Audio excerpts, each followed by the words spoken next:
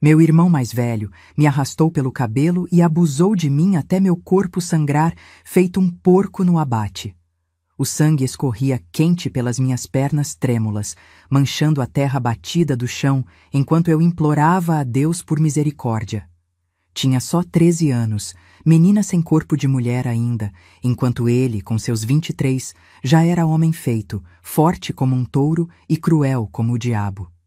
Aquele galpão velho do sítio, que cheirava a mofo, ferrugem e desesperança, virou a antessala do inferno naquela tarde em que a chuva caía como se o céu estivesse tentando lavar os pecados do mundo, mas nem toda a água do dilúvio lavaria a sujeira que ele deixou na minha alma. O cheiro dele. Meu Deus, aquele cheiro misturado de suor azedo, cachaça barata e maldade pura ficou impregnado nas minhas narinas. Até hoje, quase 60 anos depois, acordo no meio da noite sentindo aquele bafo quente no meu rosto, aquelas mãos calejadas apertando minha garganta até quase sufocar, enquanto ele se satisfazia com meu sofrimento. Parece que o tempo nem passou. O gosto de sangue na minha boca, de tanto morder a língua para não gritar, e o barulho ensurdecedor da chuva no telhado de zinco abafando os meus soluços. Tudo volta como se fosse ontem. E pensar que o destino deu uma volta tão perfeita que foi justamente eu quem lavou as feridas pútridas dele durante 3 semanas de agonia. Aquele monstro que um dia me dilacerou por dentro, agora dependia das minhas mãos para limpar o pus e a carne queimada do seu corpo. Eu, que ele julgava fraca demais até para viver, fui quem teve o poder de fazer cada curativo doer como se estivesse arrancando a pele dele aos pedaços. Dizem que morreu de falência múltipla dos órgãos, consta assim no atestado de óbito. Mas eu, que vi o pavor nos olhos dele quando finalmente me reconheceu, sei muito bem que foi o terror da vingança servida gelada que parou o coração daquele demônio. Foi o medo e a dor, administrados gota a gota pelas minhas mãos de enfermeira experiente, que acabaram finalmente com ele. Meu nome é Antônia Bandeiras. Tenho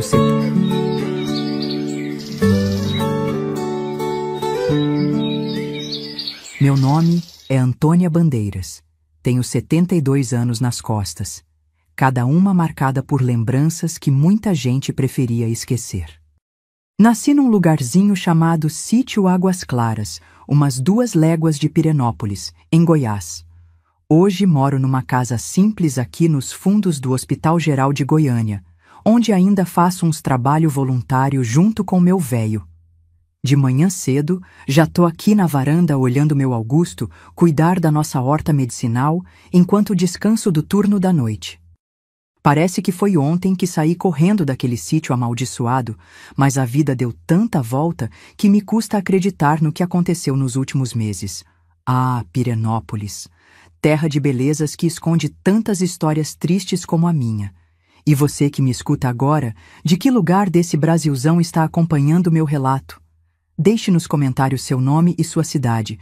Quero imaginar os rostos de quem compartilha comigo esse fardo que carreguei em silêncio por décadas. Você é de Goiás como eu? Ou quem sabe do outro lado do país, mas com histórias que ecoam essa mesma dor? Me conte um pouquinho de você, que eu já te contei tanto de mim. Nunca pensei que fosse ter chance de me vingar do Ramon, meu próprio irmão, viu? A gente nunca sabe o que a vida guarda pra gente. Às vezes, a justiça demora, mas não falha. Mesmo que seja você quem tenha que dar uma mãozinha pra ela, né não? Ninguém imagina o que uma velhinha de cabelo comprido e vestido turquesa esconde por baixo do sorrisinho sem graça. Ninguém imagina o que essas mãos de auxiliar de enfermagem são capazes de fazer quando tem chance de acertar as contas com quem um dia arrancou a inocência de uma menina. O Augusto, meu marido, tadinho, não entendia direito porque fiquei tão estranha nos últimos meses. Ele tá sempre ali, cuidando das ervas, fazendo chazinho pra mim quando chego exausta dos plantões. Homem bom, viu? Desses que a gente nem acredita que existe depois de conhecer o pior que um homem pode ser. Mas ele não sabia de tudo, não. Pelo menos não sabia até que precisei contar, porque o passado bateu na minha porta de um jeito que parecia coisa de novela mexicana dessas que passa na televisão. No sítio onde eu nasci, a terra era um vermelho tão forte que manchava tudo. Roupa, pé, até o sonho da gente. Era um terreno pequeno, mas tinha um pezinho de tudo. Mandioca ali, um milharal acolá, galinha cacarejando solta pelo quintal. Ficava bem afastado da cidade, sabe? Era aquela vidinha de roça onde todo mundo acorda com o cantar do galo e dorme com o brilho do lampião. No fundo, depois do terreirão, tinha um córrego fresquinho onde a gente lavava roupa e tomava banho nos dias mais quentes. Pai saía cedinho, com a primeira luz do dia já estava longe, trabalhando em outras fazendas para completar o dinheiro que a gente nunca tinha. Esse homem tinha o sangue feito de pinga, viu? Chegava de noite, cambaleando, gritando, derrubando as coisas. Mãe ficava quietinha com medo dele. Ela era parteira, conhecida por muitas léguas por causa das mãos abençoadas que ajudavam as crianças a vir para o mundo. Vivia saindo para atender chamados, às vezes ficava dias fora. E foi assim, nesse vai e vem, que as coisas começaram a dar errado. Lembro como se fosse hoje. Tinha 12 anos, ainda nem moça direita era. Fui tomar banho no córrego numa tarde de calor, daquelas que gruda a roupa no corpo. A água estava uma delícia, fria, correndo entre as pedras. De repente, senti aquele arrepio na nuca, sabe? Aquela sensação de bicho acuado. Me virei e lá estava ele, o Ramon, meu irmão mais velho, me olhando de um jeito estranho. Não era olhar de irmão, não. Era olhar de lobo para ovelha. Saí correndo da água, me enrolei na toalha velha que tinha levado. Ele deu risada. Que foi, Toninha? Tá com vergonha do seu irmão agora? Depois daquele dia, comecei a tomar banho só quando sabia que ele estava longe, trabalhando. Ele era ajudante de caminhoneiro, ficava dias na estrada, mas quando voltava, parecia que o ar ficava mais pesado dentro de casa. Mamãe percebeu que eu estava diferente. Perguntou o que tinha. Não tive coragem de contar. Como ia dizer que estava com medo do meu próprio irmão? Ela ia achar que eu estava inventando história, que era coisa da minha cabeça. E sem provas, só com meu medo, o que ia adiantar? Então veio o pior inverno da minha vida. Mãe pegou uma pneumonia daquelas bravas. Febre alta, tosse que não parava, dificuldade para respirar. A ironia é que ela, que salvou tanta gente, não conseguiu salvar a si mesma. Não tinha médico perto, não tinha remédio direito. Em poucos dias, ela se foi. Lembro do caixão simples, da chuva fina caindo durante o enterro, do choro das vizinhas. Eu não chorei. Tava seca por dentro, como se já soubesse que o pior ainda estava por vir. E veio mesmo. Foi só mãe se ir que Ramon mudou de vez. Não precisava mais disfarçar. Pai estava sempre bêbado demais para perceber qualquer coisa. O irmão, que devia me proteger, virou meu pesadelo. No começo eram só olhares, depois foram toques, sem querer. E então... Ai, meu Deus, ainda me dói falar disso. Mas prometi contar tudo, né? Então vou contar. Você precisa entender como foi para entender porque fiz o que fiz tantos anos depois. Naquela tarde, eu estava sozinha em casa. Pai tinha ido para a cidade vender umas galinhas e comprar pinga, como sempre. Ramon disse que ia sair, que ia encontrar uns amigos. Fiquei aliviada, pensei que teria paz por umas horas. Tava lá, estendendo roupa no varal perto do quintal, quando ouvi o rangido da porteira. Era ele voltando, cheirando a cachaça, com aqueles olhos pequenos e apertados me encarando. Cadê o pai? Perguntou. Falei que tinha saído. Ele sorriu daquele jeito que me dava calafrio. Vem cá, Toninha. Tem uma coisa no galpão que quero te mostrar. Eu sabia que não devia ir. Todo o meu corpo gritava para correr. Mas para onde? Estávamos isolados, não tinha vizinho perto, não tinha ninguém. Não quero ir, falei. Foi aí que ele me pegou pelo cabelo. Me lembro da dor no couro cabeludo, dele me arrastando pelo terreiro, da terra vermelha grudando no meu vestido, enquanto eu esperneava. O galpão era escuro, cheio de ferramentas enferrujadas e sacos de ração. E foi ali que perdi minha inocência. Me lembro do rangido da porta se fechando, do cheiro de mofo misturado com suor azedo e cachaça, daquela corda áspera de sisal me amarrando, da risada dele quando gritei, da dor que parecia que ia me partir em duas, e do sangue. Meu Deus, quanto sangue! Era minha primeira vez, sabe? E foi assim. Nem nos meus pesadelos mais terríveis eu tinha imaginado que seria desse jeito. Quando acabou, ele me soltou e disse: "Agora você é mulher." Saiu e me deixou lá, jogada no chão de terra, tremendo e sangrando. Naquela noite, o sabiá cantou como todos os dias. Aquele canto bonito que antes me trazia alegria. Depois daquele dia, o canto do sabiá virou anúncio do meu terror. Porque foi sempre no fim da tarde, quando o passarinho começava a cantar, que Ramon vinha me buscar. Às vezes era no galpão, às vezes no quarto quando o pai não estava, às vezes no mato. Sempre com aquele mesmo cheiro de suor e cachaça, sempre com a mesma crueldade. O pior é que não tinha ninguém para me ajudar. Pai vivia bêbado, nem notava o que acontecia debaixo do próprio teto. Quando tentei falar algo, Ramon me ameaçou. Disse que ia me matar e jogar no córrego se eu abrisse a boca. E eu acreditei. Ele tinha aqueles olhos pequenininhos, feito de cobra quando tá prestes a dar o bote. Uma vez tentei contar para minha madrinha, Dona Juraci, que morava a umas léguas de distância. Sabe o que ela me disse? "Menina, isso é coisa da sua cabeça. Tá inventando história para chamar atenção. Cuida de rezar pela alma da sua mãe em vez de ficar falando essas bobagens." Foi por acaso que um dia, remexendo nas coisas da mãe que ainda guardava numa caixinha de madeira, encontrei um diário velho escondido entre os remédios caseiros que ela fazia. Ali, com uma letra tremida mas caprichada, mãe contava seus dias. E entre as receitas de ervas e os relatos dos partos que fazia, tinha os desabafos sobre pai. Como ele batia nela quando bebia, como tinha medo dele. Li aquilo e foi como se tivesse encontrado um pedaço dela que ainda estava vivo. E junto com as histórias tinha as receitas. Chá de raiz de fedegoso para febre, folha de pitanga para dor de barriga e outras misturas mais complicadas. Comecei a estudar aquele caderno escondido. Aprendia sobre as plantas, sobre como usá-las. Pensava, um dia vou fazer um chá bem forte pro Ramon.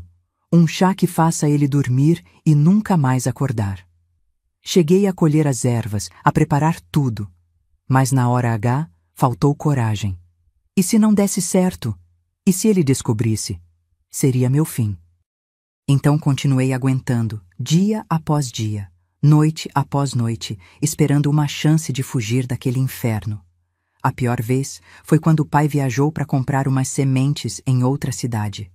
Ficamos 3 dias sozinhos. Ramon me amarrou no pé da cama com aquela mesma corda de sisal que já conhecia bem.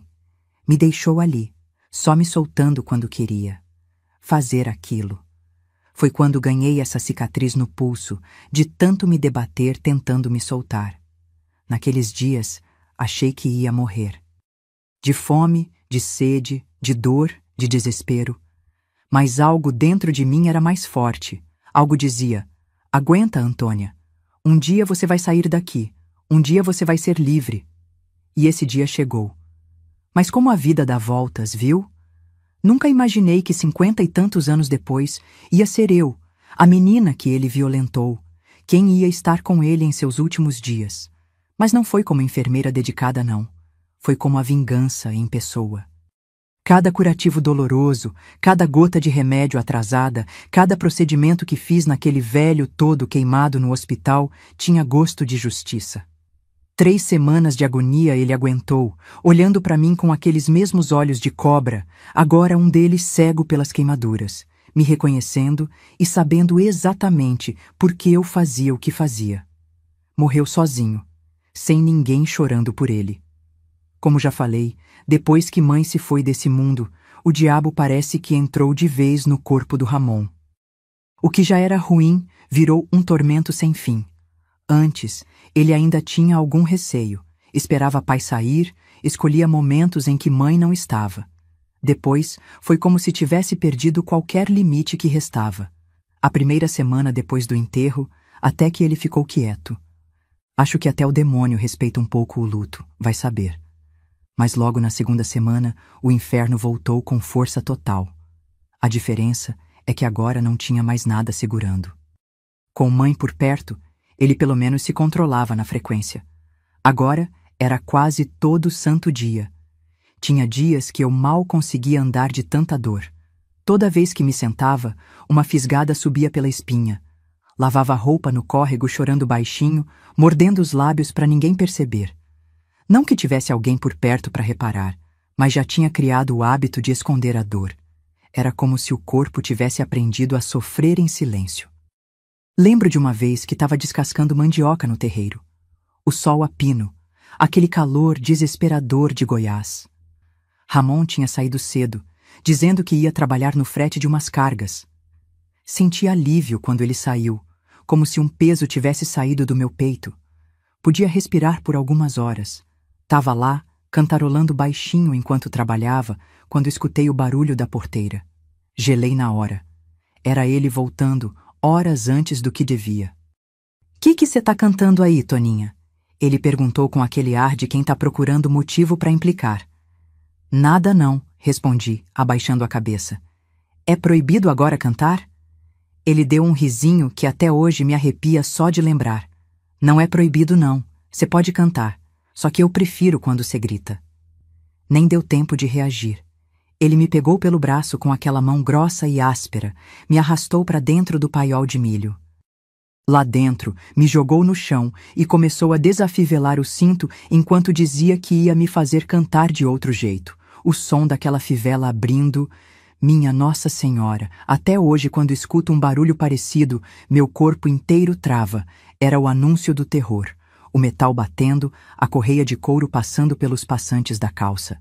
Ele gostava de fazer isso bem devagar, para me deixar com mais medo ainda. Às vezes, antes de fazer o que fazia, me batia com o cinto. Nas costas, nas pernas, onde desce.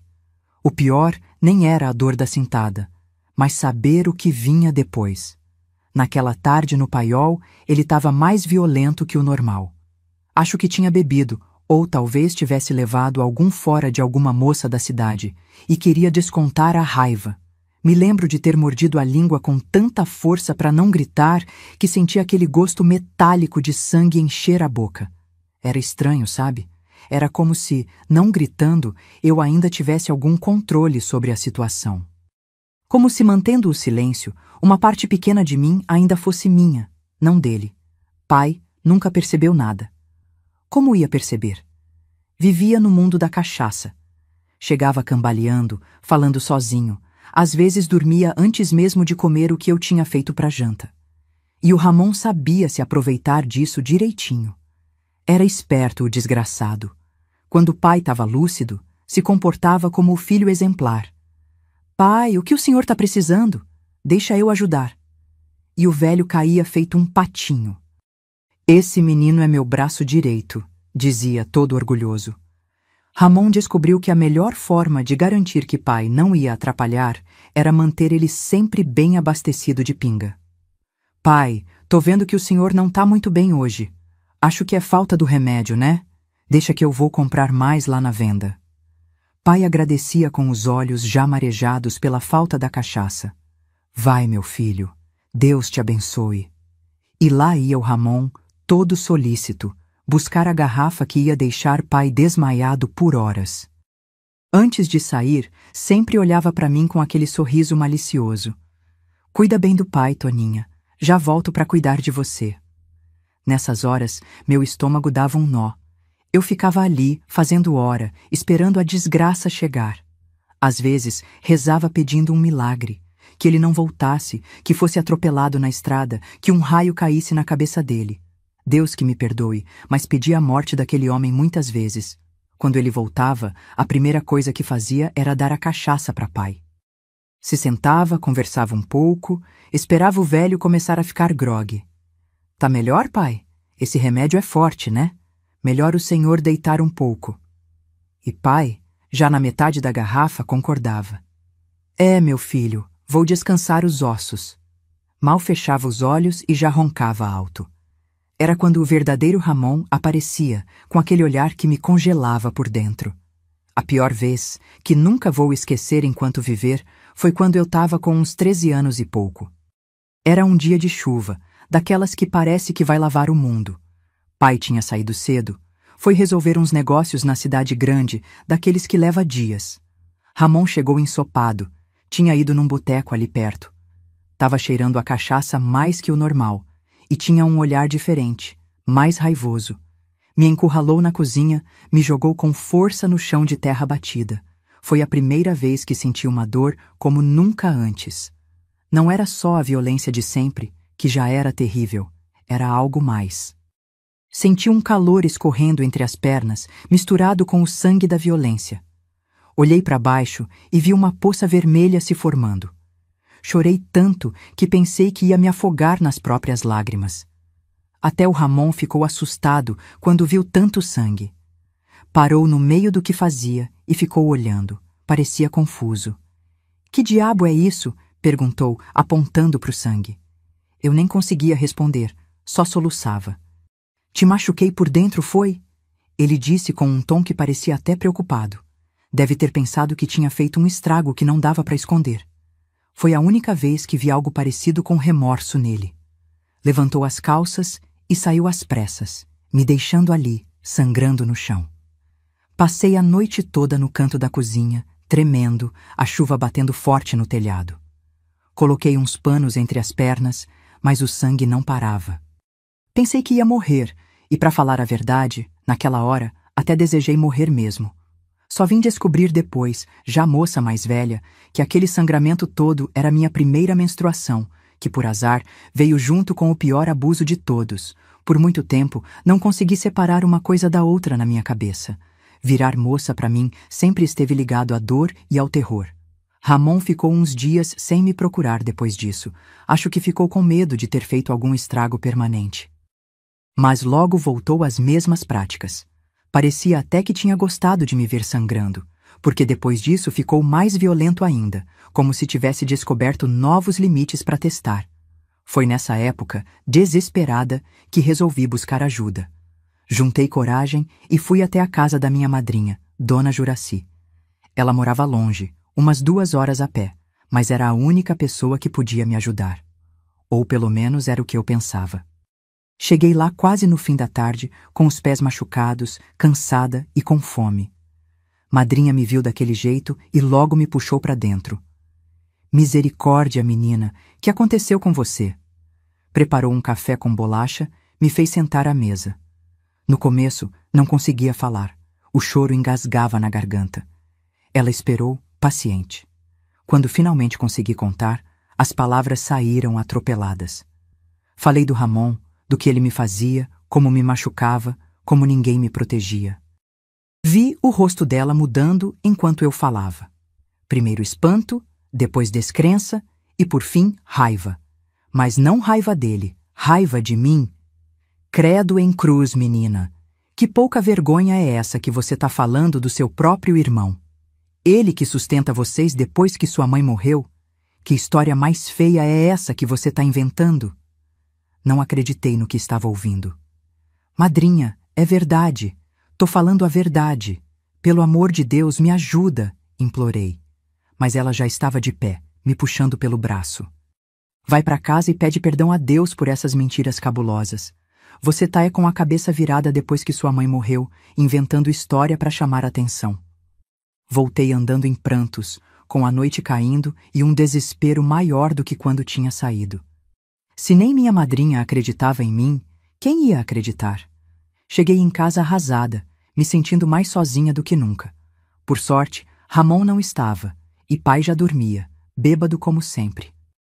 Me encolhi num canto e chorei até não ter mais lágrimas. Naquela mesma noite, com medo dele voltar e me pegar, fui me esconder no forro da casa. Era um espacinho apertado, cheio de poeira e teias de aranha, mas era o único lugar onde ele não pensava em me procurar. Levei um candeeiro fraco para conseguir enxergar alguma coisa lá dentro. Foi quando notei umas caixas velhas empilhadas no canto. Caixas que pertenciam à minha mãe. Curiosa e precisando de qualquer distração para o meu desespero, comecei a mexer nelas. Encontrei roupas antigas, uns santos de madeira e uma caixa menor, entalhada, que reconheci como a caixa onde mãe guardava seus remédios caseiros. Dentro dela, entre vidros de pomadas e ervas secas, havia um caderno de capa dura, escondido no fundo. O diário da minha mãe. Abri com cuidado, como quem abre um tesouro, e era mesmo um tesouro para mim naquele momento. A letra dela, caprichada, mas um pouco tremida, encheu meus olhos de lágrimas. Comecei a ler à luz fraca do candeeiro. Ela escrevia sobre os partos que fazia, as crianças que trazia ao mundo, as senhoras que ajudava. Mas entre um relato e outro de trabalho, tinha seus desabafos pessoais. Sebastião chegou bêbado de novo, me bateu na frente das crianças, tô com o olho roxo, amanhã vou dizer que bati na quina da mesa. Que Deus tenha piedade da alma dele, porque eu já não sei se consigo perdoar. Em outra página, fiz um chá de mulungu pro Sebastião hoje. Misturei na janta sem ele perceber. Dormiu como uma pedra, pelo menos essa noite tive paz. Entre os relatos, havia receitas detalhadas. Chá de quebra-pedra para dor nos rins, emplastro de erva de Santa Maria para machucados, tintura de maracujá para acalmar os nervos e outras receitas mais fortes que ela usava em situações extremas. A que mais me chamou a atenção foi a que ela intitulou Para quando Sebastião fica violento demais. Era uma mistura de ervas que provocava um sono profundo e confusão mental no dia seguinte. Anotei aquela receita na minha memória. Passei muitas noites naquele forro, lendo e relendo o diário dela à luz do candeeiro. Foi minha escola, minha companhia, minha conexão com a mãe que tinha partido. Aprendi sobre as plantas, sobre as doses, sobre como preparar os remédios. Era como se ela tivesse deixado aquele conhecimento para mim de propósito, sabendo que eu ia precisar um dia. Com esse conhecimento, comecei a planejar. Ramon me fazia sofrer, mas talvez eu pudesse usar as ervas a meu favor. Comecei a colher as plantas certas, escondido. No mato, atrás da casa, nas beiradas do córrego.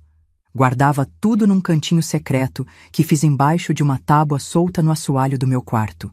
Ali tinha cidreiras, mulungu, folhas de maracujá e outras ervas mais potentes que mãe descrevia no diário como perigosas se mal usadas. Cheguei a preparar um chá forte, usando a receita mais potente que encontrei no diário. Era um chá que, nas palavras da minha mãe, faz dormir um sono tão profundo que parece morte. Misturei tudo do jeito certo, deixei descansar o tempo que precisava, coei bem coado como ela ensinava. Estava pronto para pôr no café do Ramon, numa manhã em que pai não estivesse. Mas na hora H, faltou coragem. E se não desse certo? E se ele percebesse o gosto estranho?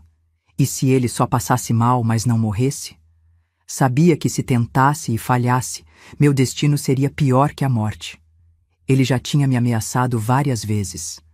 Se você contar para alguém ou tentar me prejudicar, eu te mato e jogo no córrego. Ninguém vai dar falta de uma moleca magricela e chorona. E eu acreditava. Via nos olhos dele que não era ameaça à toa. Acabei jogando o chá fora, enterrando no quintal longe da casa. Mas não joguei fora o conhecimento e as ervas que tinha guardado. Algo me dizia que ainda ia precisar daquilo um dia. No fundo, acho que já sabia que minha saída não seria pela morte dele, mas pela minha fuga. O ponto mais baixo, o fundo do poço mesmo, aconteceu quando eu tinha 14 anos. Pai tinha viajado para comprar umas sementes numa cidade grande, a umas 3 ou 4 léguas de distância. Ia ficar fora uns 3 dias, foi o que disse. Mal bateu a poeira da saída dele, e Ramon já veio com aquele olhar que eu conhecia tão bem. Agora somos só eu e você, Toninha, sem ninguém para atrapalhar. Senti um frio na barriga que parecia gelo correndo nas veias. Tentei escapar, dizendo que precisava lavar roupa no córrego, que ia buscar lenha, qualquer desculpa, mas não tinha como fugir. Ele me pegou pelo braço com força. Até hoje tenho a marca dos dedos dele, parece que ficou tatuada na pele. E me arrastou para o quarto dele.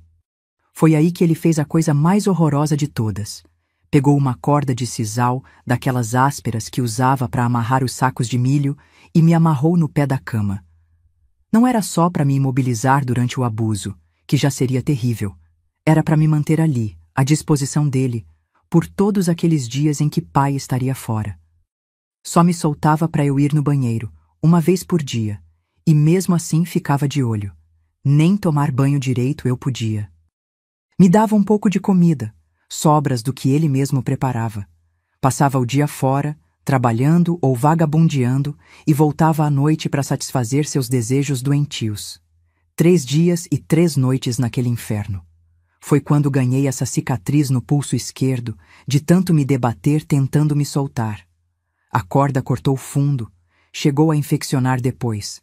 Durante aqueles dias amarrada, cheguei a pedir a morte. Rezava baixinho.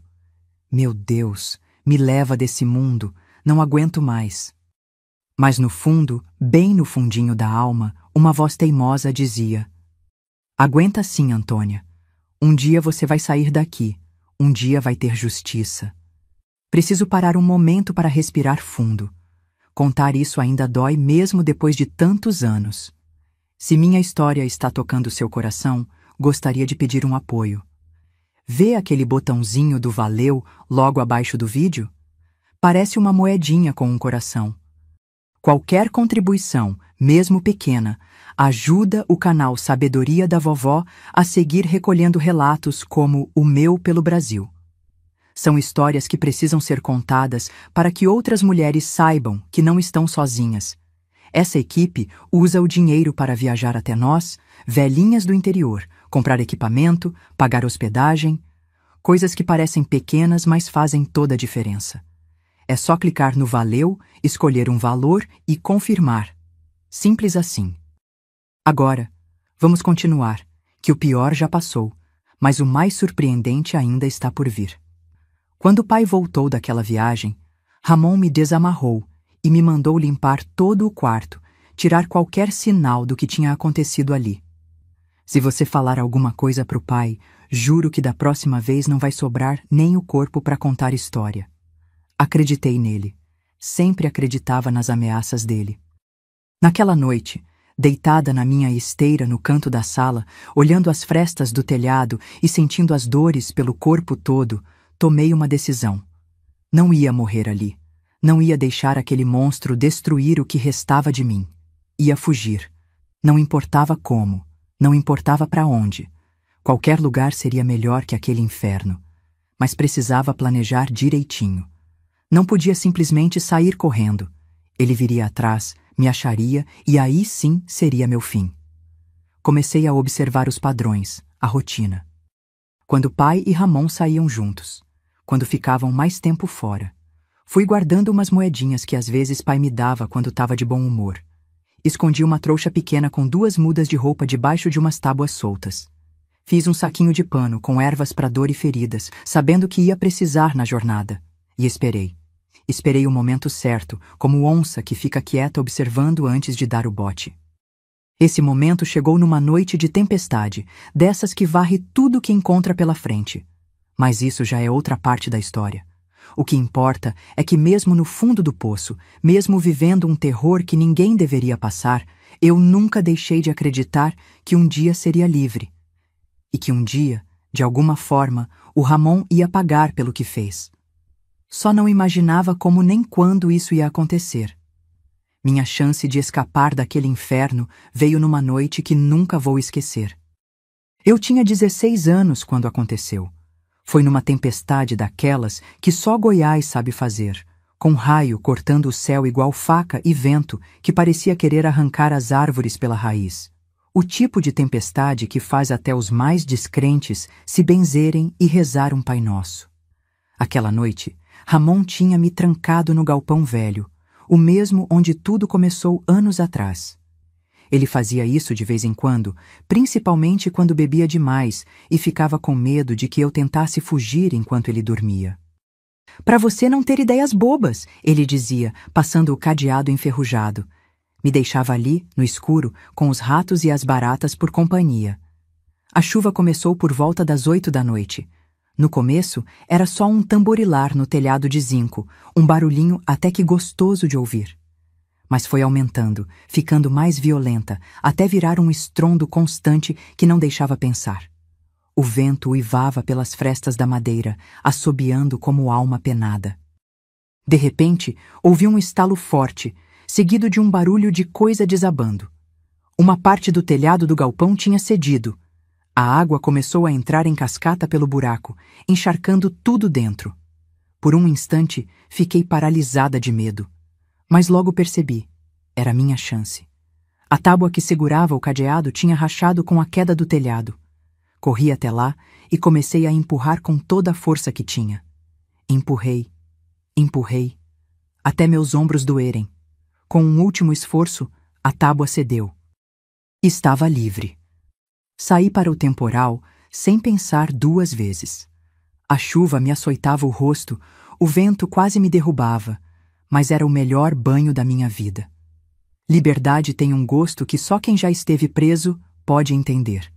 Corri direto para o meu esconderijo embaixo do assoalho e peguei a trouxinha que tinha preparado. 2 mudas de roupa, o saquinho de ervas para dor, as moedinhas que tinha juntado e o caderninho com as receitas da mãe, a única lembrança que levei. Nem olhei para casa. Sabia que pai devia estar desmaiado de cachaça como sempre, e Ramon provavelmente também, depois da bebedeira do dia.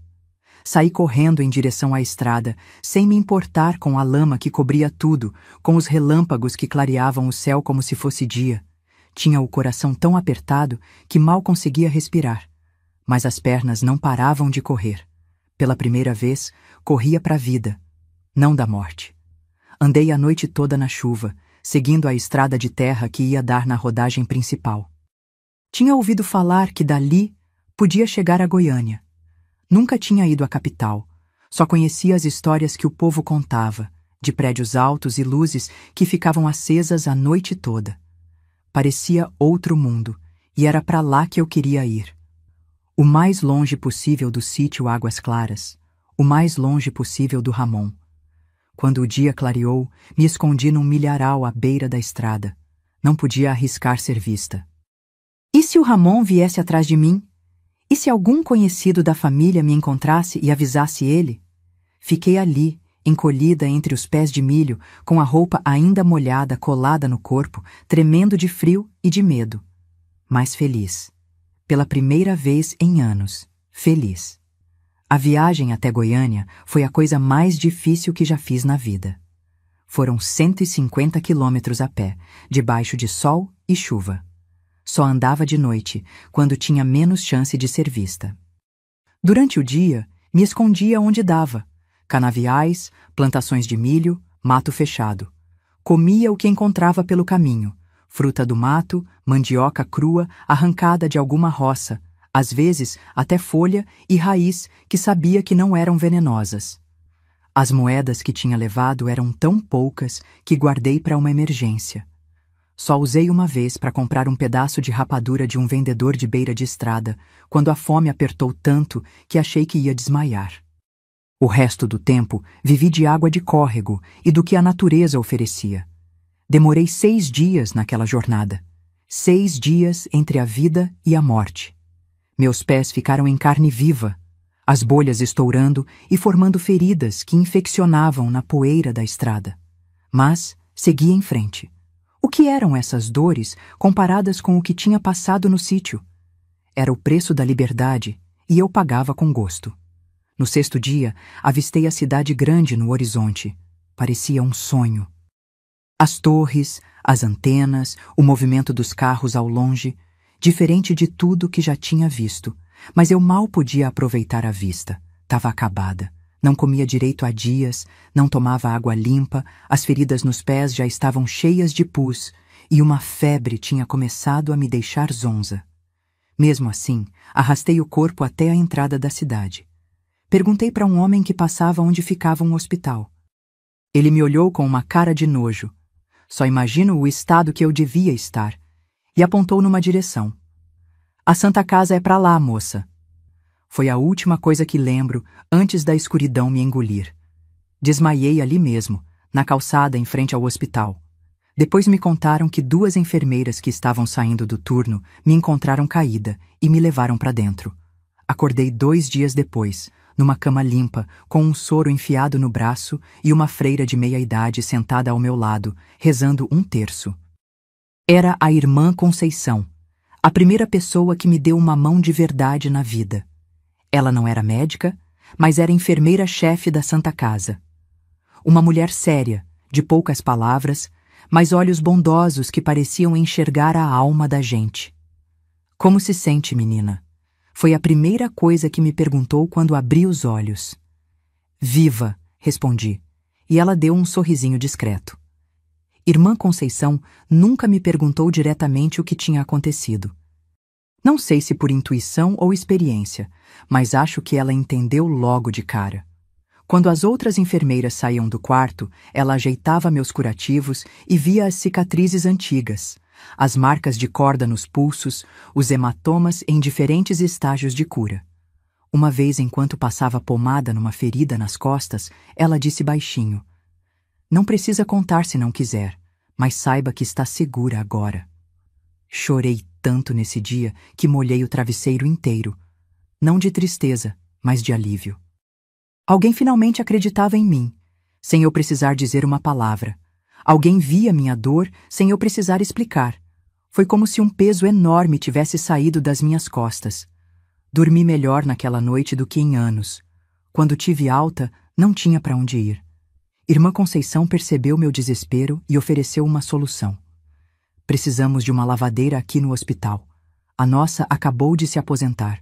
Tem um quartinho no depósito de lençóis onde você pode ficar." Não era grande coisa, um cubículo com uma cama estreita e um baú para os poucos pertences, mas para mim era um palácio. Um lugar só meu, com porta que trancava por dentro. Luxo que nunca tinha conhecido. O trabalho era pesado. Lavava montanhas de lençóis todo dia, alguns manchados de sangue e outras coisas que nem quero lembrar. Minhas mãos ficavam em carne viva da soda cáustica e do esfrega-esfrega. Mas não reclamava. Era trabalho honesto, tinha comida na hora certa e o melhor de tudo, ninguém me machucava. Foi ali, entre pilhas de roupa suja e bacias de água com sabão, que comecei a reconstruir minha vida. Irmã Conceição me deixava assistir às aulas dela de primeiros socorros quando não tinha serviço. Eu ficava num cantinho da sala, bebendo cada palavra, memorizando cada gesto. Aquilo me fascinava. A ideia de poder ajudar a curar em vez de só conhecer a dor. Um dia, aconteceu um acidente grave perto do hospital. Um ônibus tinha capotado na rodovia e dezenas de feridos chegaram ao mesmo tempo. Todo mundo foi chamado para ajudar, até eu. "Lava suas mãos e vem", ordenou Irmã Conceição. No meio daquela correria, me vi segurando gases, passando instrumentos, ajudando a conter sangramentos. Não sei de onde veio aquele conhecimento, talvez de observar as aulas, talvez de cuidar das próprias feridas por anos, mas minhas mãos pareciam saber o que fazer. Depois daquele dia, as coisas mudaram. Irmã Conceição começou a me chamar para pequenas tarefas de enfermagem. "Segura esse curativo aqui. Troca aquele soro. Limpa essa ferida." Fui aprendendo na prática, observando, perguntando quando tinha coragem. Em pouco tempo, as enfermeiras já me chamavam quando precisavam de uma mão extra. O hospital era meu mundo agora. Passava os dias entre as enfermarias e a lavanderia, absorvendo tudo o que podia. À noite, quando todos dormiam, pegava os livros de medicina que encontrava e tentava decifrar aquelas palavras difíceis à luz de um lampião fraco. Muitas não entendia. Tinha estudado tão pouco na vida, mas persistia, juntando as letras, formando as palavras, tentando dar sentido àquele conhecimento que tanto queria ter. Foi numa dessas noites, voltando tarde para o meu quartinho depois de ajudar num parto complicado, que encontrei pela primeira vez o Augusto. Ele tinha acabado de começar como motorista de ambulância no hospital. Um rapaz alto, de sorriso fácil, mas olhos tristes que pareciam carregar alguma história pesada também. Esbarrei nele no corredor, derrubei os lençóis limpos que carregava. Ele se abaixou para ajudar a recolher. "Você é a nova ajudante da Irmã Conceição, né?" perguntou, me entregando a pilha de lençóis. Sou a lavadeira, corrigi, na defensiva. Estava acostumada a esperar o pior dos homens. Ele percebeu meu receio e deu um passo para trás, respeitando meu espaço. Desculpa, não quis assustar. Só ouvi falar bem de você. Dizem que tem mão boa para cuidar de doente. Foi a primeira vez em muito tempo que um homem falou comigo como gente, não como objeto. Nos meses seguintes, Augusto virou uma presença constante. Nada demais no começo, só bom dia, boa tarde, uma conversa rápida na copa do hospital. Ele nunca foi de forçar aproximação, respeitava meus silêncios, meus medos. Quando eu travava com algum assunto, ele mudava de conversa naturalmente, sem fazer perguntas. Era como se entendesse sem eu precisar explicar. Um dia, ele me trouxe um livro. Achei que você podia gostar.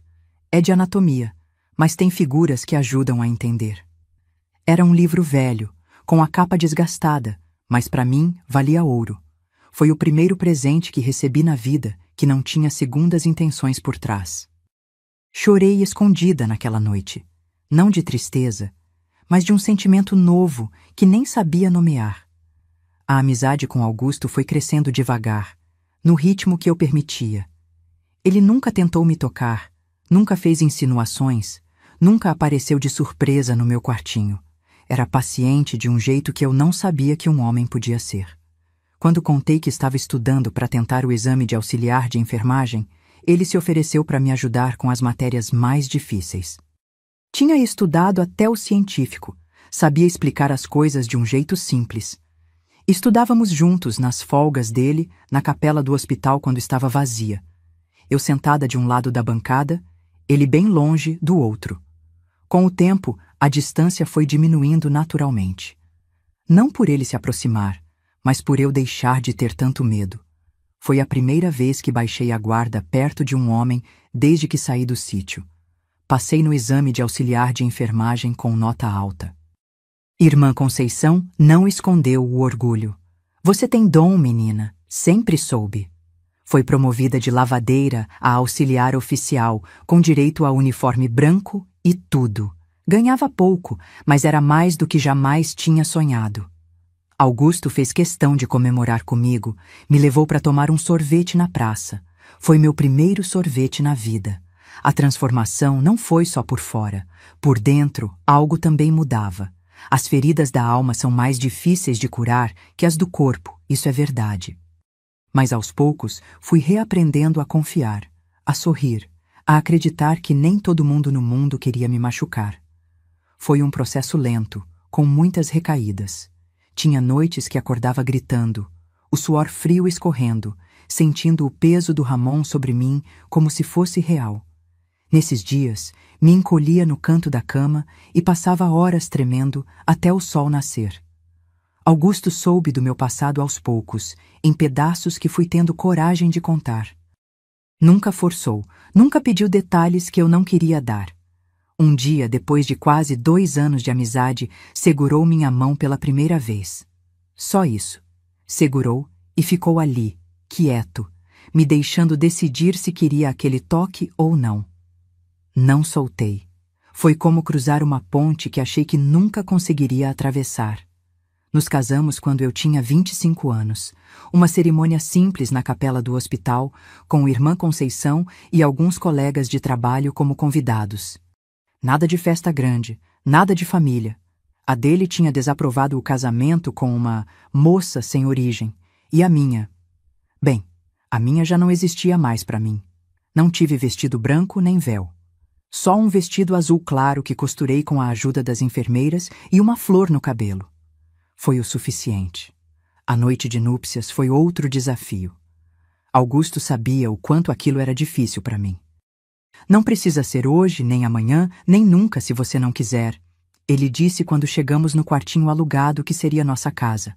Posso esperar o tempo que for. Chorei tanto naquela noite, não de medo ou tristeza, mas porque nunca imaginei que um homem podia respeitar uma mulher daquele jeito. Demoramos quase 6 meses até conseguir ter uma intimidade de verdade. Cada pequeno avanço era uma vitória sobre o passado. Cada toque consentido, cada beijo desejado, era um pedaço do Ramon que ficava para trás. Augusto tinha a paciência de um santo. Nunca reclamou, nunca forçou, nunca me fez sentir que devia alguma coisa a ele. Logo no início do casamento, tivemos uma conversa difícil. Eu não queria ter filhos. O medo de não saber proteger uma criança, de repetir ciclos, de trazer alguém para um mundo que tinha sido tão cruel comigo, era forte demais. E se eu não souber ser mãe? E se não conseguir amar direito? Perguntei, aterrorizada com a possibilidade. Augusto nem pestanejou. Então não teremos filhos, respondeu simplesmente. Tem tantas crianças precisando de carinho por aí. Podemos dar amor para elas. E foi o que ele fez. Augusto começou a trabalhar como voluntário nas tardes de folga, ajudando crianças doentes no hospital. Contava histórias, ensinava jogos, levava brinquedos que ele mesmo fazia de madeira. As crianças o adoravam, e eu o amava ainda mais por isso. Era um homem que fazia o bem sem alarde, sem esperar reconhecimento. O oposto de tudo que conheci na infância. Nossa vida foi seguindo assim, simples, mas digna. Conseguimos comprar um terreno pequeno nos fundos do hospital e construir uma casinha modesta. Eu seguia trabalhando como auxiliar de enfermagem, agora respeitada pela equipe. Augusto continuava como motorista de ambulância, muitas vezes fazendo turnos extras para conseguirmos economizar algum dinheiro. Foi mais ou menos nessa época, já com uns 5 anos de casada, que recebi uma notícia inesperada. Uma prima distante da minha mãe, que nem lembrava que existia, apareceu no hospital procurando por mim. Tinha ouvido falar que eu trabalhava lá. Viúva, vinha para a capital fazer tratamento de pressão alta e quis me ver. Sua avó pergunta de você até hoje, ela disse, tomando um café na nossa cozinha. Fiquei surpresa, nem sabia que vó ainda estava viva. E o restante da família? Perguntei, o coração acelerado. Foi quando ela me contou que meu pai tinha morrido de cirrose uns 2 anos depois que fugi. Bebeu até o fim, coitado. E o Ramon? Ah, esse ainda vivia no mesmo sítio. Tinha herdado a terra depois que o pai morreu. Mas tá mal falado na região. Dizem que bebe mais que o pai e que já teve problema com outras meninas da redondeza. Ninguém deixa a filha perto dele. Aquilo mexeu comigo de um jeito que não esperava. Ramon continuava lá, continuava fazendo mal a outras meninas como fez comigo. Enquanto eu tinha conseguido reconstruir minha vida, ele seguia destruindo as outras. Uma raiva antiga subiu pela garganta, um gosto amargo que pensei que tinha ficado no passado. Naquela noite, depois que a prima foi embora, não consegui dormir. Ficava pensando nele, solto por aí, sem nunca ter pago por nada do que fez. Augusto percebeu minha inquietação. O que foi, Toninha? Contei sobre a visita, sobre as notícias do Ramon. Ele me abraçou sem dizer nada, só me deixou chorar até não ter mais lágrimas. No dia seguinte, no hospital, me ofereci para fazer um curso de especialização em curativos complexos que estava sendo oferecido. Não era minha área usual, mas senti uma necessidade inexplicável de aprender aquilo. O curso ensinava técnicas avançadas, incluindo como tratar queimaduras graves e feridas infectadas. Aprendi sobre debridamento, a remoção de tecido morto, um procedimento necessário, mas extremamente doloroso, se feito sem a sedação adequada. Por que tanto interesse nisso? Perguntou uma colega, vendo como eu me dedicava a aprender cada detalhe. Conhecimento nunca é demais, respondi, mas no fundo algo estava despertando em mim. Um plano sem forma ainda. Um pensamento que não ousava formular completamente nem para mim mesma. À noite, sozinha no quarto enquanto Augusto estava de plantão, peguei o velho diário da minha mãe. Folheei até encontrar as receitas de ervas mais potentes, aquelas que ela usava em emergências. Uma em particular chamou minha atenção. Para dores extremas, quando não há outro remédio. Era uma mistura de plantas que, nas doses certas, aliviava a dor. Nas doses erradas. Bem, podia fazer muito mais que isso. Fiz uma promessa silenciosa aquela noite. Se algum dia o destino colocasse Ramon na minha frente de novo, não desperdiçaria a oportunidade. Não por vingança, embora admito que esse sentimento existisse, mas por justiça, por mim e por todas as outras que ele machucou depois de mim. Não sabia como nem quando, mas algo dentro de mim dizia que esse dia chegaria, e quando chegasse, eu estaria pronta. Agora quero fazer uma pergunta para testar sua coragem. Depois de ouvir tudo isso, será que você consegue deixar um like neste vídeo? Parece simples, mas é um gesto que diz muito. Significa que você encarou essa verdade difícil de frente, sem desviar o olhar. Tantas pessoas preferem fingir que histórias como a minha não existem, que são invenção ou exagero. Apertar aquele botãozinho do joinha é como dizer: eu acredito em você, Antônia. Então, e aí? Você tem essa coragem ou vai seguir em frente como se nada tivesse ouvido? A vida seguiu seu curso por muitos anos depois disso. Eu e Augusto construímos um casamento sólido, baseado em respeito e companheirismo. Nunca tivemos filhos nossos, como tinha decidido, mas ajudamos a cuidar de centenas de crianças que passaram pelo hospital. Algumas, as que ficavam mais tempo internadas, chegavam a nos chamar de tia e tio. Era o suficiente para nós.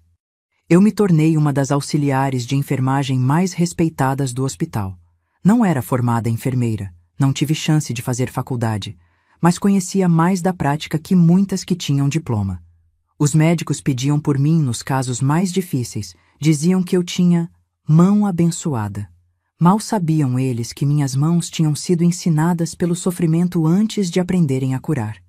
E foi assim, nessa rotina de trabalho e vida simples, que o destino finalmente decidiu acertar as contas. Mas isso já é outra parte da história, talvez a mais surpreendente de todas. Porque quando menos esperava, o passado que tanto tentei deixar para trás apareceu na minha frente, numa maca de hospital, tão indefeso quanto eu tinha sido um dia nas mãos dele. A vida segue seu fluxo, sabe? A gente vai vivendo, vai respirando, vai deixando o tempo passar e quando percebe, os anos viraram décadas. Já era 2023 e eu, com meus 70 anos nas costas, ainda atuava como voluntária sênior no Hospital Geral de Goiânia. Oficialmente estava aposentada, claro. A aposentadoria já tinha vindo fazia tempo. Pequena, mas dava para o gasto. Mesmo assim, nunca deixei de ir para o hospital 3 vezes na semana. E o Augusto, meu marido, sempre dizia que eu merecia descansar depois de uma vida inteira cuidando dos outros. Mas como é que eu ia ficar em casa o dia todo? O hospital era mais meu lar que minha própria casa. Conhecia cada canto, cada corredor, cada máquina.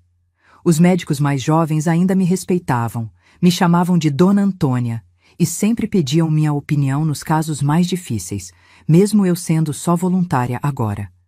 Ela tem mais experiência que todos nós juntos, diziam. E era verdade. 50 e tantos anos dedicados ao mesmo lugar ensina muita coisa que não vem em livro nenhum. Naquela manhã de março, cheguei cedo, como sempre. Gostava do hospital antes da correria começar, quando os corredores ainda estavam calmos e dava para tomar um café sem pressa. Augusto tinha me trazido até a porta. Mesmo aposentado do serviço de ambulância, ele ainda dirigia nosso carrinho velho com o mesmo cuidado de sempre. Venho te buscar às 7, disse ele, me dando um beijo na testa antes de eu descer. Quase 50 anos juntos, e ele nunca deixou de ter essas gentilezas comigo. Mal tinha colocado meu uniforme e já me chamaram na emergência. Um caso grave tinha chegado de madrugada, transferido do interior. Queimadura química, explicou o Dr. Paulo, um dos mais novos da equipe. O senhor trabalhava com produtos agrícolas, teve um acidente, está em estado crítico. Balancei a cabeça, já imaginando o que veria. Não era a primeira vez que atendíamos casos assim. Quando entrei no quarto de isolamento onde tinham colocado o paciente, o cheiro me atingiu primeiro. Aquele odor característico de carne queimada misturado com antissépticos. Por mais anos que tenha na profissão, esse cheiro nunca deixa de mexer com a gente. O homem estava coberto por ataduras, só o rosto parcialmente descoberto, entubado, sedado, ligado a vários monitores que apitavam num ritmo constante. Mais uma vítima da falta de segurança no trabalho rural, pensei. Me aproximei para checar os sinais vitais, como fazia com qualquer paciente novo. Foi quando o médico plantonista afastou um pouco mais as bandagens do rosto para me mostrar a extensão dos danos. E meu mundo parou. Ali, naquela cama, com o rosto parcialmente desfigurado pelas queimaduras, mas ainda reconhecível, estava Ramon, meu irmão, meu algoz. Reconheci na hora. Mesmo depois de mais de 50 anos, mesmo com o rosto transformado pelo tempo e pelas queimaduras, eu jamais esqueceria aqueles olhos pequenos e penetrantes. E tinha a cicatriz no queixo, aquela que ganhou numa briga de bar quando era jovem. Não havia dúvida, era ele. Senti minhas pernas fraquejarem. O sangue fugiu do meu rosto de tal maneira que o médico perguntou se eu estava bem. Só um pouco de tontura, menti. Idade, sabe como é. Fiz um esforço sobre-humano para manter a compostura. Ali, deitado naquela cama, inconsciente e vulnerável, estava o homem que tinha destruído minha infância, que tinha feito de mim vítima quando eu nem sabia o nome do que ele me fazia. Qual é o nome dele? Perguntei, tentando controlar o tremor na voz. O médico consultou a prancheta. Ramon Bandeiras, 82 anos, produtor rural de Pirenópolis. Sofreu queimaduras quando um tanque de agrotóxico estourou. 67% do corpo afetado, incluindo perda da visão no olho direito. Prognóstico reservado. Perdi a noção de quanto tempo fiquei ali, olhando para ele. Poderiam ter sido minutos ou horas. Minha mente estava num turbilhão, lembranças que tinha enterrado fundo voltando à tona como um rio furioso depois da represa quebrar. O galpão, a corda de sisal, o sangue, o cheiro de cachaça, o som da fivela do cinto. Tudo voltou de uma vez só, como se tivesse acontecido ontem. Dona Antônia? A voz do médico me trouxe de volta. A senhora está bem mesmo? Balancei a cabeça, recuperando o controle. Estou sim, doutor. É que casos de queimadura sempre me abalam um pouco. Ele sorriu, compreensivo. Entendo. Mas preciso da sua ajuda com este aqui. É dos piores que já vi. Vamos precisar de curativos especiais, e a senhora é a melhor que temos nisso. Foi aí que soube o que tinha que fazer. A decisão veio tão rápida, tão clara, que nem precisei pensar 2 vezes. Posso assumir os cuidados dele, me ofereci. Tenho experiência com queimaduras graves. O médico pareceu aliviado. Seria ótimo, dona Antônia. O senhor vai precisar de curativos diários, debridamento, controle rigoroso de infecção. Posso colocar a senhora como responsável principal, então? Pode sim, doutor, respondi, sentindo uma calma estranha me dominar. Vou cuidar pessoalmente de tudo.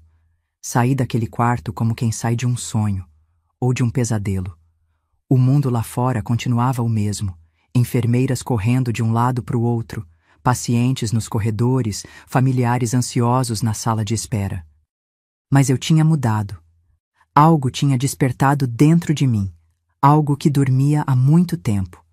A menina que fugiu na tempestade, a jovem que jurou nunca mais ser vítima, a mulher que prometeu a si mesma que um dia haveria justiça. Fui direto para a sala da supervisão e pedi para ver o prontuário completo. Queria saber tudo sobre o estado dele, cada detalhe das queimaduras, cada medicação prescrita. O supervisor me olhou curioso. Não era comum eu pedir isso, mas não questionou. Afinal, eu era a Dona Antônia, a auxiliar mais experiente da casa. Se eu estava interessada num caso específico, devia ter um bom motivo. O prontuário confirmou o que o médico já tinha dito e acrescentou detalhes. As queimaduras cobriam 67% do corpo, principalmente tronco, braços e parte do rosto. O olho direito tinha sido atingido diretamente pelo produto químico, causando cegueira imediata. A pele em algumas áreas estava tão comprometida que chegava ao nível de carbonização. Dor constante e insuportável, controlada apenas com doses altas de morfina, risco elevado de infecção, prognóstico ruim, mas não terminal. Olhando aqueles papéis, um plano começou a se formar na minha cabeça. Não um plano de assassinato, nunca quis me igualar a ele nesse nível, mas um plano de justiça, do meu jeito. 50 e tantos anos de experiência em enfermagem tinham me ensinado muito sobre a linha tênue entre aliviar o sofrimento e causá-lo. E agora, esse conhecimento seria minha ferramenta. Comecei naquele mesmo dia. Assumi todos os cuidados dele, da medicação aos curativos. Os médicos ficaram aliviados. Ninguém queria pegar um caso tão complexo e com poucas chances de recuperação total. A dona Antônia vai cuidar, diziam, como se isso fosse garantia de que estava em boas mãos. E estava, de certa forma. Só não da maneira que eles imaginavam. A primeira coisa que fiz foi ajustar o horário da medicação para a dor. Não eliminei. Isso seria óbvio demais e poderia levantar suspeitas. Apenas reorganizei para que os analgésicos atingissem seu ponto mais baixo exatamente durante minhas sessões de curativo. Na prática, isso significava que ele estaria sentindo o máximo de dor possível justamente quando eu estivesse manipulando as feridas. Os curativos em pacientes queimados são procedimentos dolorosos por natureza, mesmo com analgesia adequada. Mas existem técnicas para minimizar o desconforto. Usar água morna em vez de fria, movimentos suaves, pausas estratégicas para que o paciente se recupere entre uma área e outra. Eu conhecia todas essas técnicas e decidi não usar nenhuma delas. A água que usava era sempre alguns graus mais fria que o recomendado. Não o suficiente para alguém notar se verificasse, mas o bastante para causar desconforto adicional em pele já sensibilizada. Os movimentos eram tecnicamente perfeitos, mas sem a delicadeza que costumava ter com outros pacientes. E o tempo? O tempo era meu maior aliado. O que qualquer outro profissional faria em 30 minutos, eu esticava para 1 hora completa de agonia controlada. Nos primeiros dias, ele ficou sedado a maior parte do tempo, inconsciente do que acontecia. Mas conforme foi melhorando da fase mais crítica, a sedação contínua foi sendo reduzida. E foi aí que comecei a usar a técnica de limpeza profunda, um procedimento legítimo em casos de queimadura grave, mas raramente usado por ser extremamente doloroso, mesmo com sedação adequada. Precisamos fazer limpeza profunda das lesões para evitar necrose e infecção, expliquei ao médico responsável. Vou precisar de autorização para implementar o protocolo completo. O doutor, confiando plenamente em mim, autorizou sem questionar. A senhora é quem entende disso, dona Antônia. Faça o que for necessário. E assim, todos os dias, por 1 hora inteira, eu limpava cada centímetro das queimaduras dele. O debridamento, remoção do tecido morto, era feito com precisão cirúrgica, mas sem a sedação adicional que normalmente seria administrada. Eu observava seu rosto contorcido de dor, os gemidos que escapavam mesmo através do tubo de respiração, o corpo tentando se contorcer para fugir das minhas mãos. No 5º dia, quando já estava consciente o suficiente para entender o que acontecia ao seu redor, comecei a falar durante os procedimentos, não como fazia com outros pacientes. Palavras de conforto, explicações sobre o tratamento. Não. Falava sobre o tempo, sobre a roça, sobre o sítio Águas Claras. Mencionava coisas que só alguém daquele lugar saberia. No início, eram apenas insinuações. O senhor é de Pirenópolis, né? Região bonita. Conheço bem aquelas bandas. Tem um córrego perto do sítio Águas Claras que era ótimo para lavar roupa e tomar banho no calor. Vi seus olhos, ou o que restava deles, se agitarem, tentando me focar.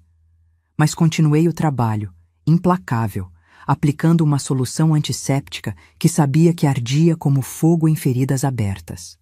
Ele gemia, tentava se afastar, mas as contenções o mantinham imóvel. Fique quieto, seu Ramon.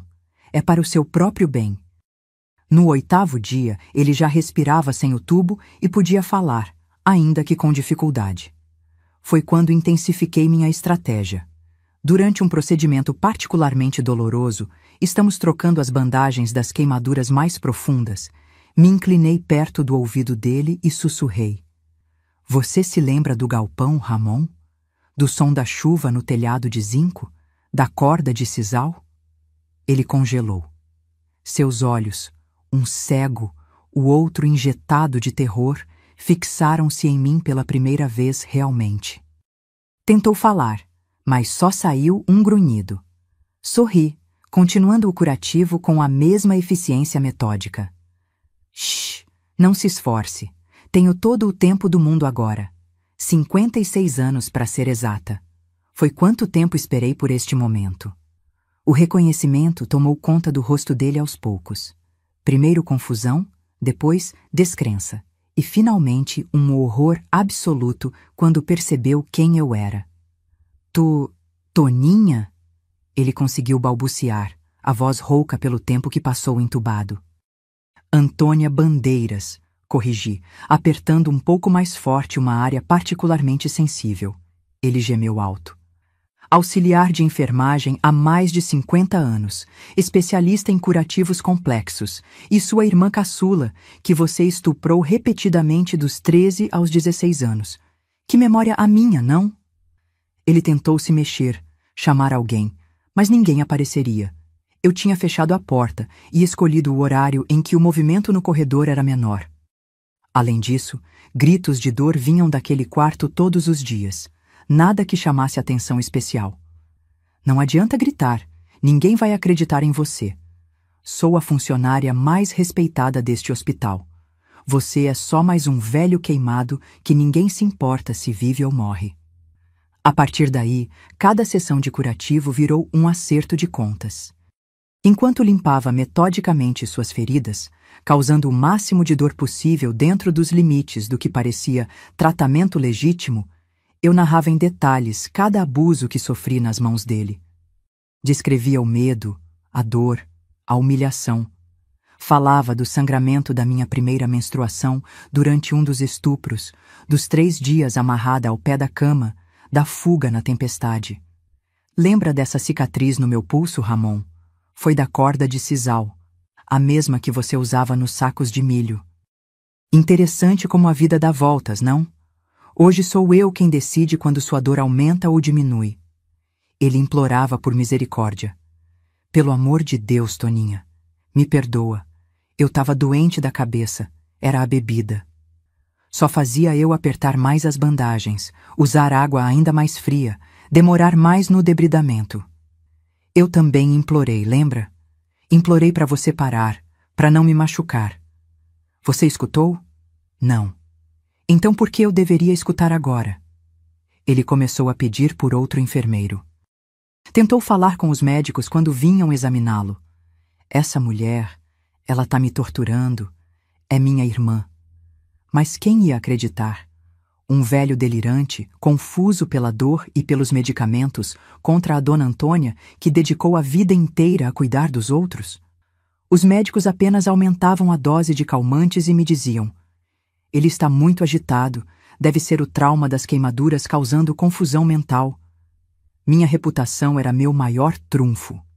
Quando sugeri que seria melhor que apenas eu fizesse os curativos dele para manter uma constância no tratamento, ninguém questionou. A dona Antônia é quem mais entende disso.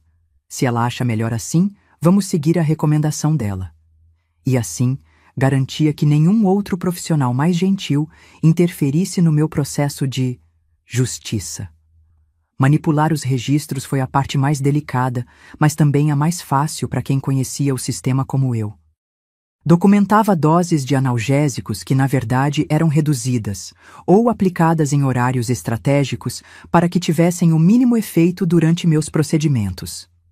500 mg de dipirona aplicados às 14 horas, escrevia na ficha, quando na verdade aplicava 250 mg às 12 horas, garantindo que o efeito já tivesse passado quando eu chegasse às 15 horas para os curativos. Na segunda semana, percebi sinais de infecção secundária em algumas feridas. Isso era esperado. Queimaduras graves são porta aberta para bactérias. Informei aos médicos, claro. Fiz culturas, segui os protocolos. Mas no tratamento tópico, usava soluções mais ácidas que sabia que causariam ardência intensa. É o protocolo mais eficaz para esse tipo de infecção. Explicava aos residentes que às vezes observavam meu trabalho. Eles anotavam, impressionados com meu conhecimento, sem perceber a verdadeira intenção por trás das minhas escolhas. Ramon piorava a cada dia. Não só fisicamente, as queimaduras até respondiam ao tratamento, ainda que lentamente, mas mentalmente. O terror constante das minhas visitas, a dor ininterrupta, o medo do que eu faria a seguir, estavam acabando com sua resistência. Começou a desenvolver complicações, arritmias cardíacas, pressão instável, dificuldade respiratória. É o estresse do trauma, explicava aos médicos. Muitos pacientes com queimaduras extensas desenvolvem complicações psicossomáticas. A dor constante afeta todos os sistemas do corpo. Eles concordavam, ajustavam as medicações, mas o quadro só piorava. No 15º dia, durante um curativo particularmente longo, ele teve uma crise de pânico severa. Seu coração disparou, a pressão subiu perigosamente, teve dificuldade para respirar. Chamei a emergência como qualquer profissional faria, iniciei os procedimentos de reanimação, fiz tudo tecnicamente correto. Ele sobreviveu, mas ficou ainda mais frágil. Toninha. Por favor, ele murmurou quando finalmente estabilizou, as lágrimas escorrendo pelo rosto desfigurado. Já entendi. Você venceu. Me deixa morrer em paz. Me inclinei sobre ele, ajustando o soro com movimentos precisos. Morrer em paz? Como as meninas que você abusou depois de mim. Minha prima me contou, sabia? Que você continuou fazendo isso com outras. Quantas vidas você destruiu, Ramon? Quantas Toninhas fugiram na tempestade por sua causa? A 3ª semana foi o declínio final. O corpo dele simplesmente não aguentava mais. As complicações cardíacas pioraram, os rins começaram a falhar, a infecção se espalhou apesar dos antibióticos potentes. Os médicos discutiam o caso, perplexos. Ele não deveria estar piorando dessa forma. As queimaduras estão até respondendo bem ao tratamento da Dona Antônia. No 21º dia, entrei no quarto para o curativo matinal e soube que seria o último. Ramon estava semiconsciente, a respiração superficial, os monitores mostrando sinais alarmantes de falência múltipla de órgãos. Mesmo assim, segui com o procedimento. Limpei cada ferida com a mesma precisão metódica de sempre, ignorando os gemidos fracos que ele ainda conseguia emitir. Sabe, Ramon, falei enquanto trabalhava. Eu poderia ter te matado de forma rápida, poderia ter injetado ar na sua veia ou uma overdose de algum medicamento. Ninguém suspeitaria. Mortes acontecem em casos graves como o seu. Mas não seria justo, seria? Você não me deu um final rápido, me fez sofrer por anos, então tive que retribuir na mesma moeda. Terminei o curativo, arrumei as bandagens com o mesmo capricho de sempre, deixei tudo impecável como era meu costume. Antes de sair, me inclinei uma última vez sobre ele. Seus olhos estavam abertos, mas já distantes, como se já estivesse partindo. Isso não é vingança, Ramon, é justiça. A justiça que ninguém me deu quando tentei pedir ajuda. A justiça que a madrinha negou, que o padre negou, que o mundo negou, mas que eu finalmente consegui. Ele morreu naquela mesma noite. Causa oficial, falência múltipla de órgãos decorrente de complicações das queimaduras extensas. Ninguém questionou, ninguém suspeitou. Era apenas mais um velho que não resistiu a um trauma grave.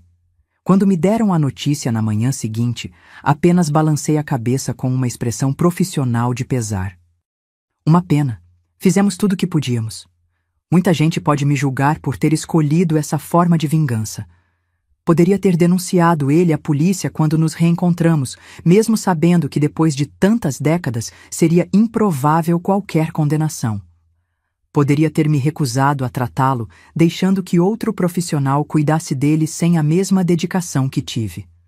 Poderia até ter contaminado suas feridas diretamente ou, errado, alguma medicação de forma óbvia.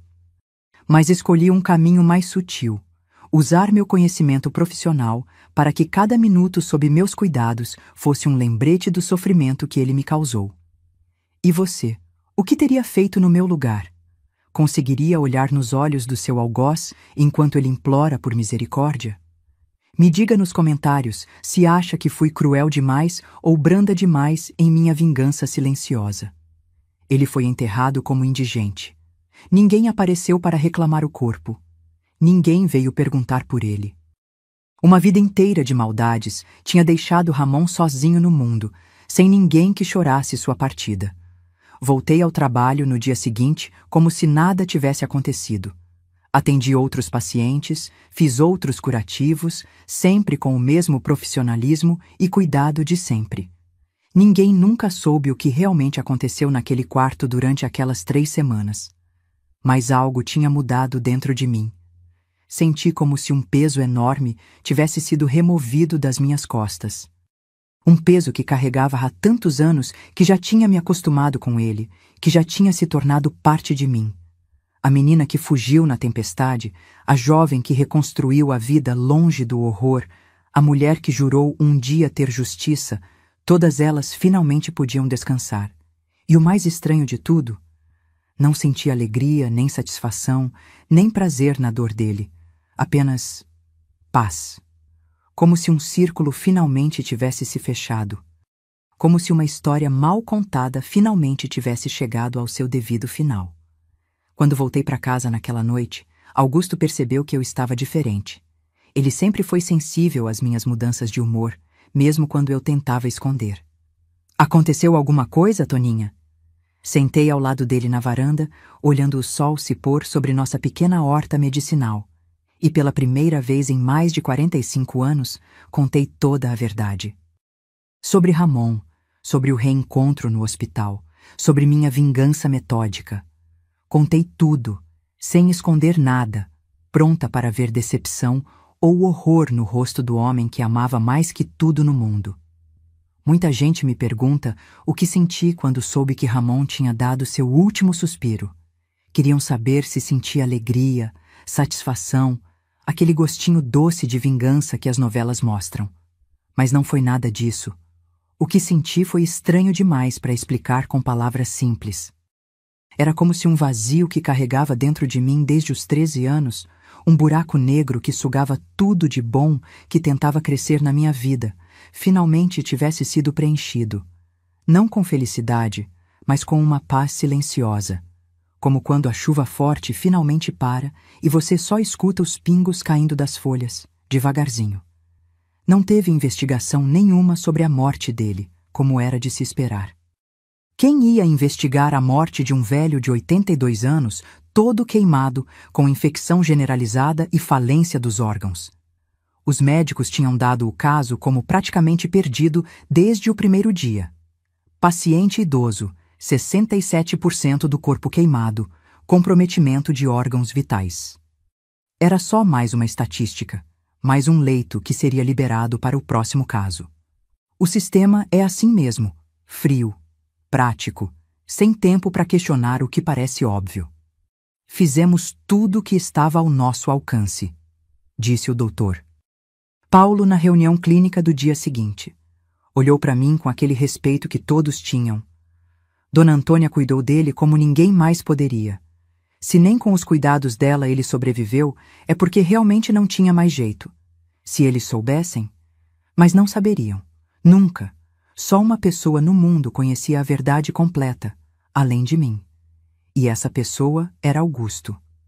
Naquela noite, depois de tudo acabado, sentei com meu marido na varanda de casa, olhando as estrelas como fazíamos tantas vezes. Mas aquela noite foi diferente. Pela primeira vez em 56 anos de casamento, contei tudo. Tudo mesmo, sem esconder nenhum detalhe. Falei do reencontro com Ramon no hospital, de como o reconheci na hora apesar das queimaduras, de como planejei e executei minha vingança minuciosa. Contei do debridamento doloroso, dos analgésicos manipulados, das noites em que ele implorava por misericórdia e eu fingia não ouvir. Despejei a verdade toda, pronta para ver nojo, medo ou decepção nos olhos do homem que tinha sido meu porto seguro por mais da metade da minha vida. A reação dele me pegou de surpresa. Não houve julgamento, nem sermão, nem horror. Augusto apenas pegou minha mão entre as dele, mãos calejadas de quem trabalha com a terra, mãos gentis que nunca me machucaram, e me olhou com aqueles olhos que conheciam minha alma. Toninha, ele disse com aquela voz calma que sempre teve. Se eu tivesse estado lá naquele sítio, naquela época, teria matado ele com minhas próprias mãos. Depois me abraçou, forte e demorado, um abraço que dizia mais que 1000 palavras. Chorei nos braços dele como não chorava desde menina. Um choro de alívio, de libertação. Pela primeira vez, não tinha nenhum segredo entre nós. A última parede que ainda mantinha no meu coração tinha caído. E em vez de me afastar dele, como temia, só nos aproximou ainda mais. Augusto, com seus 75 anos, continua sendo o homem mais forte que conheço. Não de força bruta, embora ainda tenha bastante disso também, mas de uma força interior, uma solidez de caráter que parece vir da própria terra. Desde que se aposentou como motorista de ambulância, se dedica integralmente à nossa horta medicinal nos fundos da casa. Plantação que começou pequena, com umas mudinhas que trouxe do hospital, e hoje ocupa quase todo o quintal. Ele tem mãos abençoadas para plantas. Tudo que planta vinga, cresce forte, dá flor e fruto. Carrega aquele caderninho da minha mãe, o diário com as receitas que salvei tantos anos atrás, como se fosse um tesouro. Já decorou quase todas as páginas, de tanto ler. É a voz da sua mãe chegando até nós, ele diz, ensinando como curar, não como ferir. A parceria que construímos ao longo desses anos é algo que nem nos meus melhores sonhos de menina eu poderia imaginar. Eu no hospital, cuidando dos doentes, usando meu conhecimento para aliviar sofrimento. Ele em casa, cultivando as ervas que uso nos tratamentos complementares que faço. A enfermeira e o jardineiro, brincam os vizinhos. Mas é muito mais que isso. É como se fôssemos dois lados da mesma moeda, duas metades do mesmo ser. Depois que tudo terminou com Ramon, desenvolvi um ritual que mantenho até hoje. Toda noite, quando volto do hospital, lavo as mãos com um sabonete especial que Augusto faz. Uma mistura de erva doce, alecrim e lavanda que ele mesmo cultiva e prepara com cuidado artesanal. Esfrego as mãos demoradamente, sentindo o cheiro, deixando a espuma levar embora não só a sujeira do dia, mas simbolicamente qualquer vestígio daquela história antiga. É meu jeito de dizer que a cada dia estou mais livre, mais limpa, mais em paz. É engraçado como a vida dá voltas, não é? O conhecimento de ervas medicinais que herdei da minha mãe, através daquele diário velho, me ajudou de tantas formas ao longo dos anos. Foi o que me deu os primeiros passos na enfermagem, o que me aproximou do Augusto, o que se transformou em uma especialidade respeitada no hospital. E no fim, foi também o que me deu as ferramentas para fazer justiça com minhas próprias mãos. A mesma planta que cura pode matar, dependendo da dose e da intenção. Minha mãe sabia disso, e agora eu sei também. Algumas colegas no hospital, principalmente as mais novas, sempre comentam sobre minha sensibilidade especial com pacientes vítimas de abuso. Sobre como consigo acalmar uma criança assustada com apenas algumas palavras, como identifico sinais que outros profissionais deixam passar. Dona Antônia tem um sexto sentido para isso, dizem elas.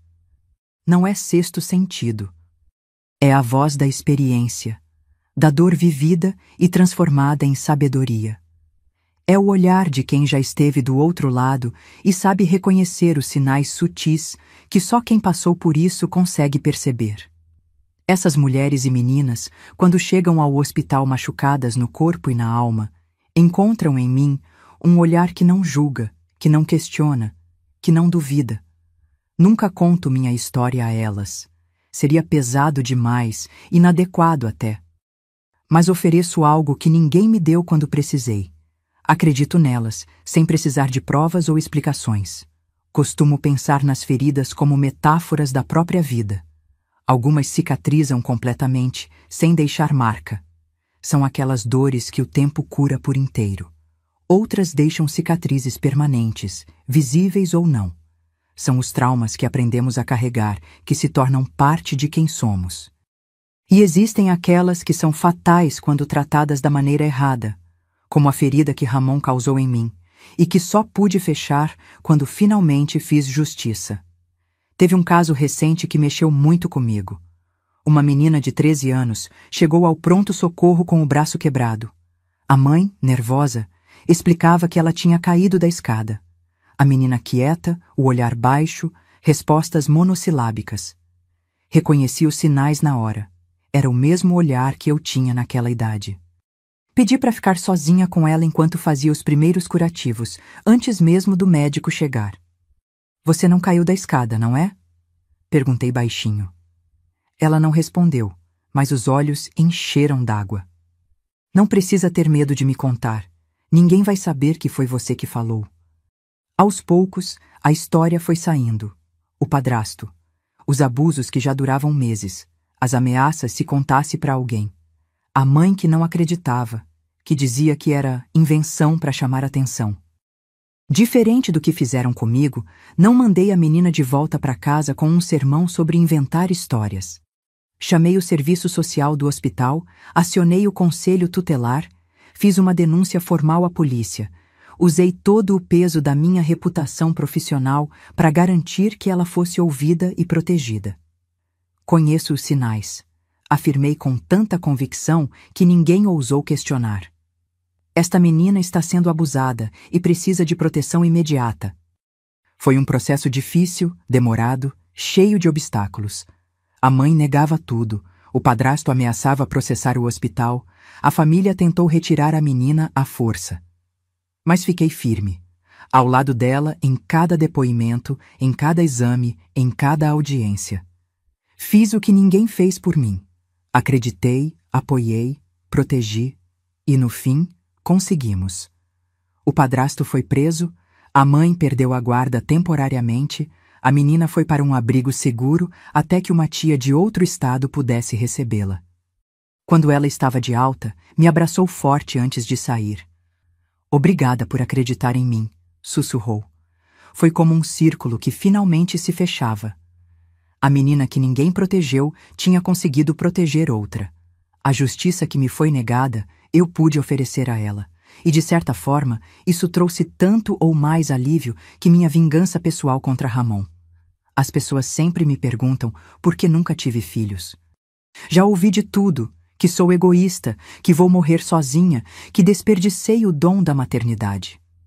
Se soubessem, a decisão de não ter filhos foi a mais difícil e também a mais acertada que tomei. Não era só pelo medo de não saber protegê-los, embora isso pesasse muito. Era também uma certeza interior de que meu caminho era outro, que eu podia dar amor e cuidado sem precisar gerar uma vida do meu ventre. E assim foi. Eu e Augusto nunca tivemos filhos biológicos, mas temos dezenas de filhos do coração, crianças que passaram pelo hospital, que ajudamos, que acompanhamos crescer. Alguns ainda nos visitam, já adultos, trazendo seus próprios filhos. Essa é a avó Toninha e o vô Augusto. Apresentam com carinho. Família não é só de sangue, é de escolha, de cuidado, de presença. Quando olho para trás e vejo a força que nós dois, como casal, construímos ao longo dos anos, fico admirada. Augusto com sua bondade natural, sua capacidade infinita de ver o melhor nas pessoas, sua paciência de quem sabe que as plantas precisam de tempo para crescer. Eu com minha determinação forjada na dor, minha resiliência aprendida no sofrimento, minha habilidade de transformar feridas em sabedoria. Juntos, somos uma combinação improvável e perfeita. Como uma dessas plantas que ele cultiva, que precisam tanto do sol quanto da chuva para crescer fortes. Muita gente me pergunta se a vingança contra Ramon me trouxe a paz que eu buscava. É uma pergunta complexa. Não foi a alegria selvagem que alguns imaginam, aquele prazer sádico de ver o outro sofrer. Foi algo mais profundo, mais contraditório até. Foi como finalmente fechar um livro que estava aberto há décadas numa página dolorosa. Não trouxe alegria permanente, nem apagou as memórias ruins, mas trouxe um estranho sentimento de justiça cumprida, de equilíbrio restaurado no universo. E isso, mais que qualquer outra coisa, me permitiu finalmente dormir sem pesadelos, respirar sem aquele peso no peito. Hoje, sentada aqui na minha varanda, vendo o Augusto voltar da horta com um molho de ervas frescas para o nosso chá da tarde, sinto uma paz que nunca imaginei que fosse conhecer. Não é uma paz perfeita, carrego cicatrizes demais para isso, mas é uma paz verdadeira, conquistada depois de uma vida inteira de luta. Sei que muitos me julgariam se soubessem o que fiz. Diriam que me rebaixei ao nível do meu algoz, que manchei uma carreira de cuidados com um ato de vingança. Mas veja bem, tirei uma vida, sim. Não com veneno ou faca, mas com escolhas deliberadas que sabia que levariam àquele resultado. E mesmo assim, durmo tranquila à noite. Não por ser uma pessoa sem coração, mas porque entendi que às vezes a justiça precisa vir pelas nossas próprias mãos quando todas as outras portas se fecham. A menina de 13 anos amarrada no galpão finalmente pôde descansar. A jovem que fugiu na tempestade finalmente encontrou abrigo definitivo. A mulher que reconstruiu a vida, apesar das cicatrizes, finalmente pôde fechar o círculo. A vingança não me consumiu como alguns diriam. Me libertou. Me permitiu ser plenamente quem sou, sem aquela sombra constante do passado não resolvido. E se tivesse que fazer tudo de novo, faria sem hesitar. Não com prazer, não com ódio, mas com a mesma determinação calma de quem finalmente tem chance de corrigir uma injustiça que durou tempo demais. Olho pro Augusto chegando com as ervas, o sol da tarde iluminando seus cabelos brancos, o sorriso gentil que nunca mudou em mais de 5 décadas juntos. Ele sabe quem sou de verdade, o bem e o mal, a luz e a sombra, e me ama mesmo assim. Talvez esse seja o maior milagre da minha vida. Não a sobrevivência, não a vingança cumprida, mas ter encontrado alguém que enxerga até as partes mais escuras da minha alma e ainda escolhe ficar. Trouxe a arruda fresca pro chá, ele disse aproximando. Vai ajudar nas suas dores nas juntas. Sorrio, estendendo a mão para receber as ervas. As mesmas mãos que causaram dor deliberada agora voltam a seu propósito original: cuidar, aliviar, curar. Essa é a verdadeira Antônia. A que sobreviveu não apenas ao abuso, não apenas à fuga desesperada, não apenas à vingança calculada, mas sobretudo a si mesma, às suas próprias sombras. Obrigada, meu velho, respondo sentindo o cheiro forte da arruda. Vamos fazer esse chá juntos. E é assim que quero terminar meus dias, na varanda desta casa simples, com o homem que amo, saboreando um chá de ervas que ele mesmo plantou, sem pesadelos, sem aquela angústia constante, sem a sensação de que algo ficou inacabado. Ramon se foi, mas eu continuei. E não apenas continuei, floresci, contra todas as expectativas. Essa talvez seja a maior vingança de todas. Meu nome é Antônia Bandeiras, e essa história que parece de novela aconteceu de verdade nas terras vermelhas do interior de Goiás. Carrego 72 anos nas costas, quase 60 deles convivendo com memórias que muitos prefeririam esquecer, mas que eu transformei em força para seguir em frente e finalmente em justiça com minhas próprias mãos. Enquanto houver fôlego neste peito, continuarei ao lado do meu Augusto e fazendo meus plantões no hospital.